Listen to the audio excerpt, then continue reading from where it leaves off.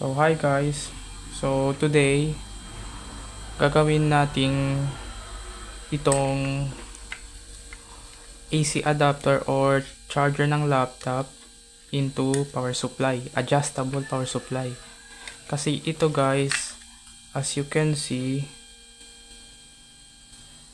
yung output niya is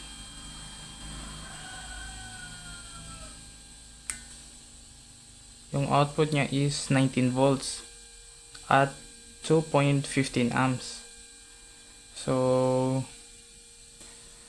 in this video guys, gagawin ko tong adjustable power supply. So, ano nga bang adjustable power supply? So, yung adjustable power supply is pwede mong i-adjust yung voltage 12 volts hanggang 20 volts. Kaysa ito ay yung nominal niya is only 19. So, without using any buck converter or any other components, just using the potentiometer. Tingnan nyo. So before guys, yung video ko ay sinolder ko na at sinerge ko na yung pinout kung saan kong isosolder para i-adjust yung voltage. So ito nga pala ay potentiometer pero trimmer. Potentiometer trimmer siya. Kasi maraming klase ng potentiometer or adjustable variable resistor. So at ito guys, gagawin ko tong ay isang box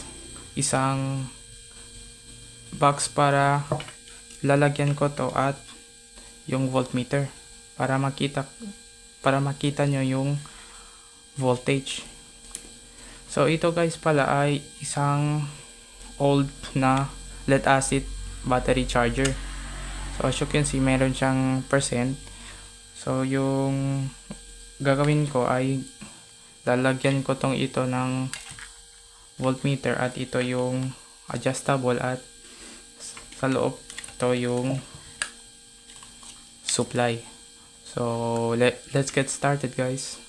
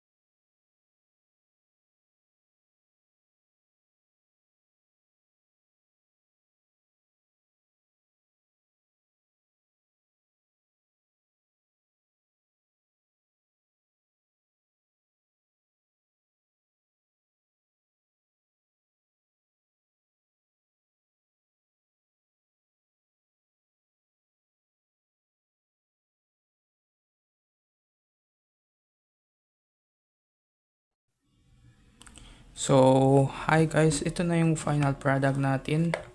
As you can see. Tas, nung tinest ko yung max output niya is, yung 12 volts niya is kaya niya 4 amps. Pero yung 20 volts, di ko pa trinay.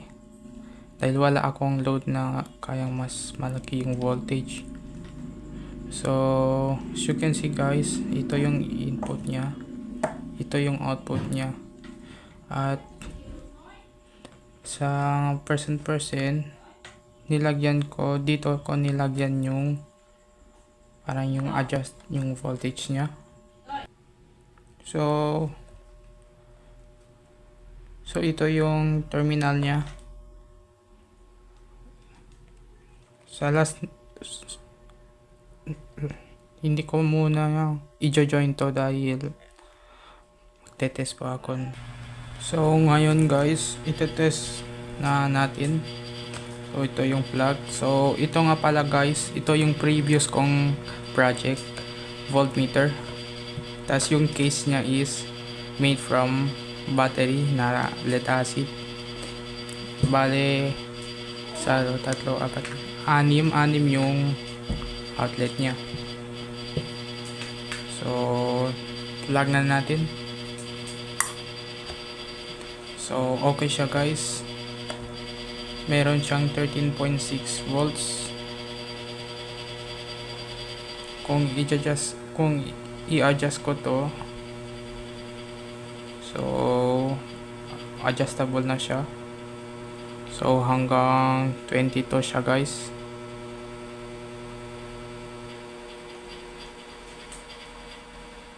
So hanggang 20. Kung isasagat ko to sa 20 hanggang pataas, pro-protect siya dahil hanggang 20 lang yung kaya niya. At yung hanggang 12 volts lang yung kaya niya. Kung isasagat ko pa sa mababa pa sa 12 volts, mapoprotect din siya. Parang mata-turn off siya. So 12 volts. So ngayon guys, iti-test muna natin tong battery na pang battery. So i-test natin yung charging niya kung gagana ba siya. So kukonek muna natin dahil maliit lang yung maiksi lang yung wire natin.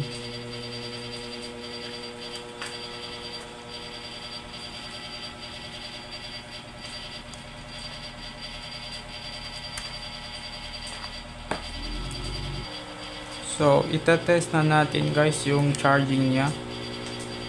So test muna natin yung voltage nung battery natin.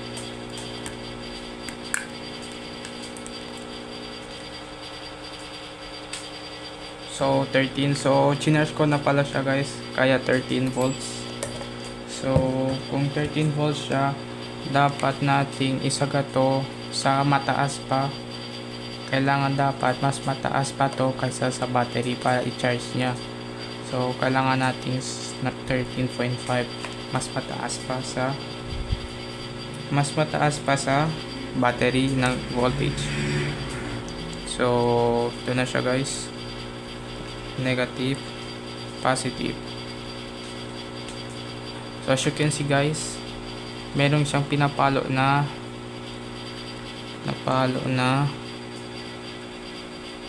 13 amps at 13 watts. So kung increase ko to yung voltage niya, so yung wattage niya rin ay tataas. So gagawin natin 14. So kung sasagal natin sa 15, so wag natin dahil full na to, kaya hindi na yung current tumataas. So working siya guys.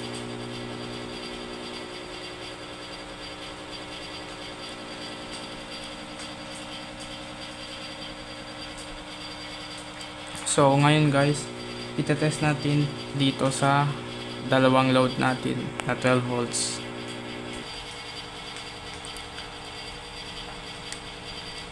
So, try natin tong LED galing sa motor. So, working siya guys. As you can see, 1 watts lang. Kasi ito ay LED. Kasi yung i-compare nyo dito sa old na to, old bulb, ay ito ay made of filament. So, meron lang siyang wire, like filament wire. Kaysa dito sa LED, ginagamit niyan yung NPN, parang transistor. Kaya siya mas efficient at mas malinaw. Pero kung i-compare nyo sa endurance, mas ito yung mas effective, mas tatagal.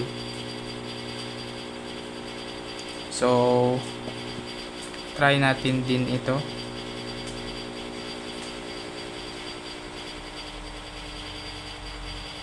So, working din siya. Compare ninyo to. Ito ay 3 watts. Kaysa sa dito ay 1 watts lang.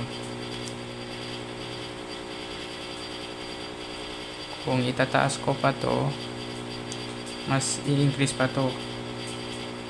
Wag na. So, ayun lang guys. Ito na yung final product natin. Working naman siya guys, at pa-like naman po at pa-comment sa ating video, and that's all po. Goodbye.